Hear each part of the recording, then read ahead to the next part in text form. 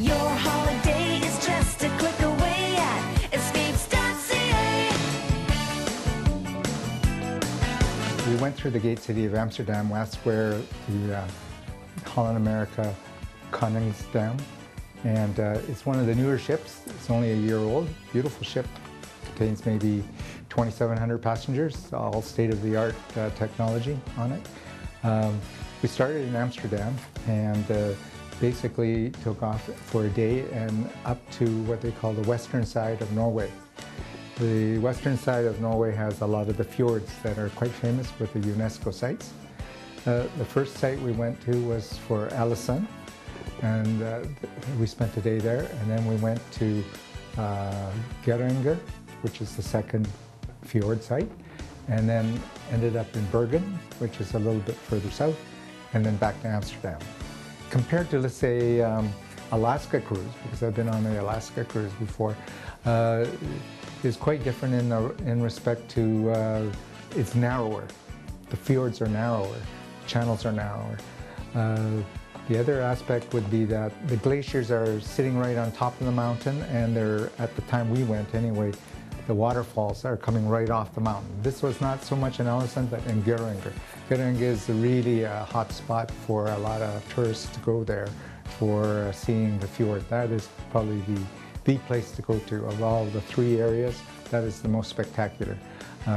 Very narrow, the ship can just barely go through basically, and very steep mountainside, and at the top the waterfalls coming down, foaming away, so very, very nice. Alesund is the first one, which is a kind of a really picturesque town.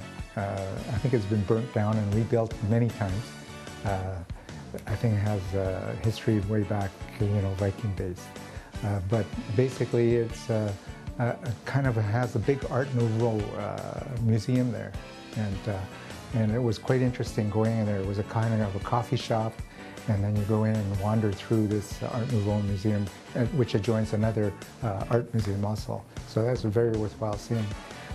Town is really pretty, but the area that was most astounding was the viewing from the road going up into the mountains in behind.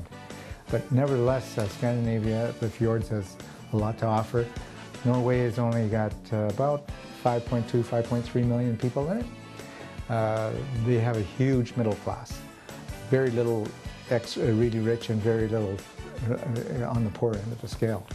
They all do a very good wage. They make a good wage, but they're all taxed quite heavily.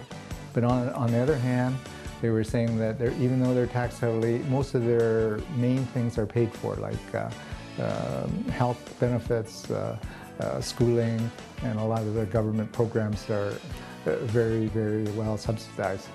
They say after paying for everything, food and board and the rent and all that stuff, they say they still have enough money to go to Spain for a few months out of the year.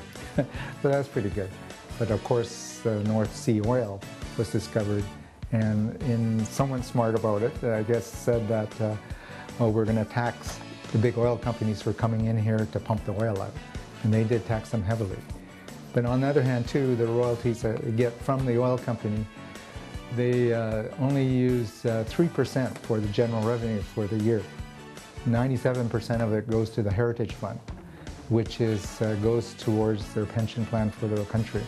So I think a majority of them are probably millionaires in pension when they do cash in. So that was quite interesting. That was very smart.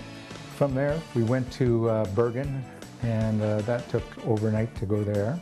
And Bergen is, of course, another UNESCO site. They had a wharf, and they had these commercial buildings there. It, of course, has a big fish market there, and that was quite interesting, too.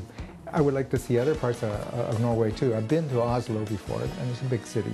But to tell you the truth, by going with a cruise, it's probably the most dollar value that way, because the expense to stay in Norway and to eat in Norway is so expensive. Cruise is a bargain, really, when you think of it, because you got your. And the other thing too, when you're traveling while you're sleeping, so that's very efficient, right?